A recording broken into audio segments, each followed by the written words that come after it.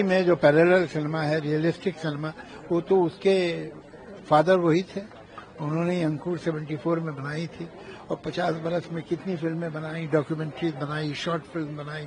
उन्होंने एक नई जागृति, नया चेतन, एक नया सोच हिंदी सिनेमा को दिया, इसमें कोई शक ही नहीं।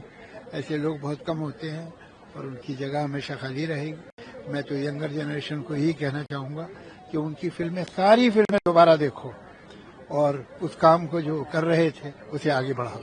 आपने कैसे याद करते, सबसे करीबियों में से आप थे, आपकी? जी हाँ, मैंने तो, मेरी किस्मत अच्छी है, पर्सनली बहुत अच्छी तरह जानता था और मैंने उनकी 2 फिल्मों में गीत भी लिखे, सरदारी बेगम और जुबैदा में। तो जितने अच्छे डायरेक्टर थे उतने अच्छे इंसान थे और बहुत, जो भी लोग उन्हें जानते थे, मैं समझता हूँ उन्हें आज बहुत ही तकलीफ हुई।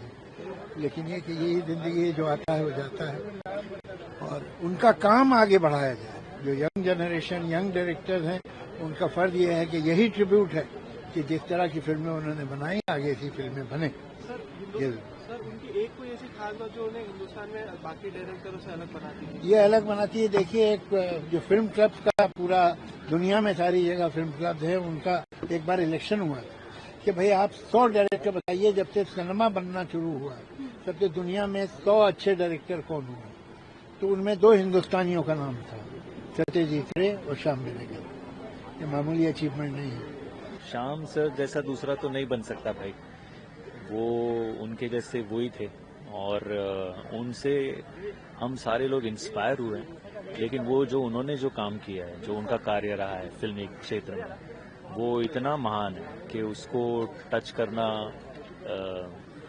हम जैसे लोगों के लिए बहुत मुश्किल है।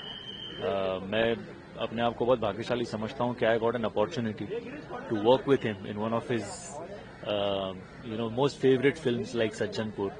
और वो यादें आज भी उतनी ही ताज़ा है जितनी 2007 में थी। So I consider myself very lucky and we all will miss him very dearly.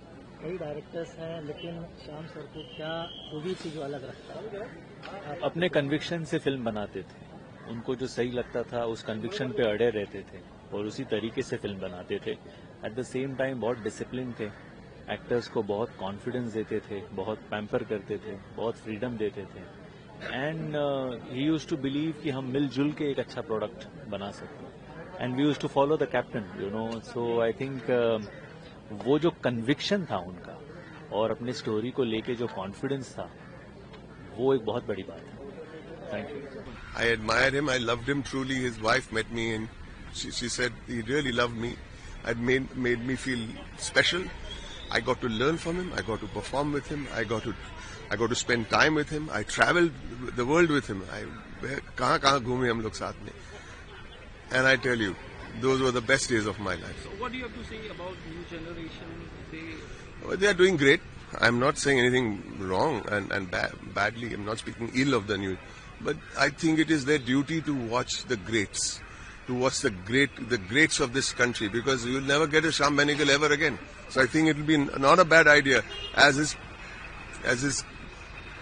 a legacy to watch what he's done. They'll know what they may be missing out.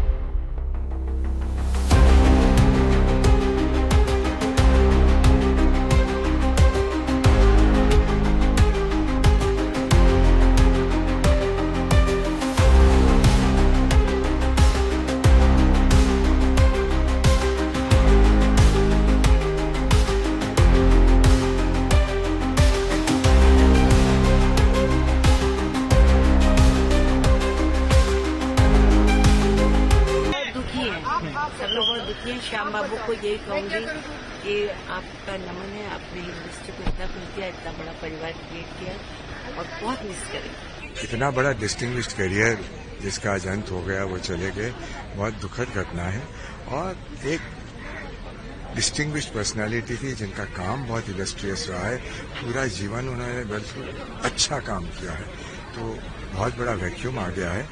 और मेरा सौभाग्य रहा है कि मैंने उनके साथ काम किया, काम करने का मुझे मौका मिला और उनसे कुछ सीखने को मिला और उनके साथ जो बिताए पल थे वो हमेशा मैं याद रखूंगा। To me, Shyam sir is a genius. To be telling stories for over 40 years और वो भी 40 साल में आपकी ऑडियंस इतनी बदल चुकी है, लेकिन फिर भी आप ऐसे फिल्में बना सकते हो जो एक यंग ऑडियंस देख सकती है।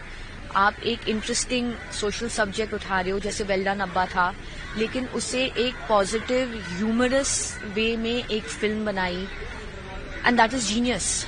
और मेरे लिए film makers like sir Shyam Benegal are the top genius film makers of the world. कि 40 साल फिल्में बनाना और रेलेवेंट रहना is a mark of a true genius.